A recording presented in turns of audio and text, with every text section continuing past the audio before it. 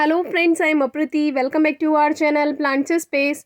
कुछ दिन पहले हमने आपसे इस प्लांट के बारे में वीडियो शेयर की थी जिसमें पॉट से निकाल करके उनको हल्का किया था और एक्स्ट्रा प्लांट्स को रिमूव कर दिया था। तो ये वही प्लांट्स हैं, इनको आज हम ज़मीन में लगाने वाले हैं। ये रोयो के प्लांट्स हैं जिनको रियो भी कहा जाता है। कलरफुल प्लांट्स हैं तो गार्डन में एक अलग ही लुक क्रिएट करते हैं। ग्रीन के साथ पर्पल कलर कॉम्बिनेशन बहुत अच्छा है, तो हमने सोचा कि इसको अब बाहर जो गार्डन है वहाँ पर लगा देते हैं। थोड़े एक्स्ट्रा प्लांट्स थे और इससे डेकोरेशन भी हो जाएगी। जो प्लांट्स हमने लगाए हुए हैं बाहर गार्डन में, उनके किनारे किनारे यानी साइड में एक गमले के जैसा ही शेप में हम बना देते हैं। तो ये जब और घने होंगे तो ये और भी ज़्यादा खूबसूरत लगेंगे। पहले तो सोचा था कि लाइन लाइन जो दूसरे बड़े बड़े पेड़ हैं उनके किनारे किनारे इनको लगा देंगे, लेकिन फिर सोचा कि इसको थोड़ा सा डेकोरेटिव लुक देते हैं और जो प्लांट्स लगे हुए हैं उनके साइड साइड गोल घेरा बनाकर उसमें लगा देते हैं। तो अगर आपके पास भी इस तरह के प्लांट्स हैं, एक्स्ट्रा कटिंग्स हैं, तो उनको इस तरह से आप अपने गार्डन में डेकोरेट कर सकते हैं। अगर आप इनको पॉट में लगाना चाहते हैं तो स्टार्टिंग से ही बहुत घना ना लगाएं, जैसे कि हमने पॉट वाली वीडियो में शेयर किया था। कुछ ही कटिंग्स लगाएं क्योंकि उन्हीं से ही बेबी प्लांट्स बनते जाते हैं, तो वो अपने आप ही घने होते जाते हैं। तो ये जो वैरायटी है ये हमारे पास छोटी वाली रोयो की वैरायटी है। इसमें एक बड़ी भी आती है, उसको भी आपसे शेयर करने की पूरी कोशिश करेंगे जल्दी से जल्दी।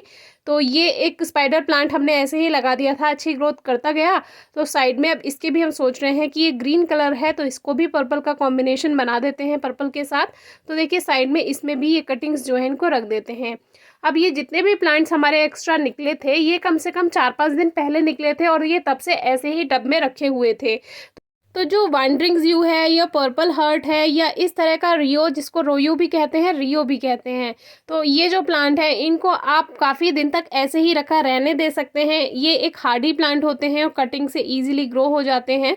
तो अगर आपके पास टाइम नहीं है, आप इनको नहीं ग्रो कर पा रहे हैं और कुछ दिन के लिए ये ऐसे ही रखे हुए हैं खुले में, तो कोई फ़र्क नहीं पड़ेगा। हमारे प्लांट्स आप देख लीजिए, देखने में थोड़े मुरझाए हुए से दिखाई देंगे, लेकिन ये कुछ ही दिनों में ठीक हो जाएंगे जैसे जैसे इनकी रूट्स मिट्टी में फैलनी शुरू होंगी।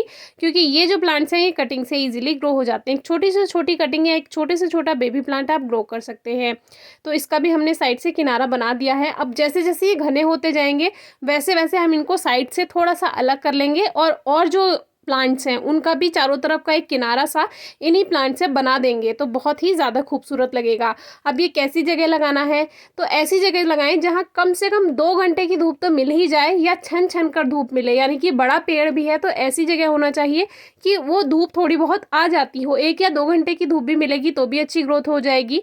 और अगर आप इसको बिल्कुल ही छाया में लगाएंगे तो ये प्लांट लैगी हो जाएंगे और इनकी जो पत्तियां हैं काफ़ी दूर दूर आनी शुरू होंगी। फिर ये ऊंचाई तक तो जाएंगे थोड़ा, लेकिन ये गिरते रहेंगे नीचे की तरफ। तो उस तरह से ये लैगी हो जाएंगे तो ज़्यादा अच्छे से ग्रोथ नहीं कर पाएंगे। अब इनको लगाने के बाद हम पानी नहीं देंगे क्योंकि ऑलरेडी वाटर में देखिए नमी है, मॉइस्चर है। तो ओवर मॉइस्चर बिल्कुल नहीं होना चाहिए क्योंकि ओवर मॉइस्चर से ये गल सकते हैं। तो इनको यहाँ पर लगा देंगे। अब ज़मीन में तो ये और भी ज़्यादा अच्छी ग्रोथ करेंगे। अब इनको कौन से मौसम में ग्रो करना चाहिए या अलग करना चाहिए प्लांट से, तो वैसे तो आप इनको किसी भी मौसम में अलग कर सकते हैं, ग्रो कर सकते हैं, क्योंकि ये हार्डी प्लांट्स हैं।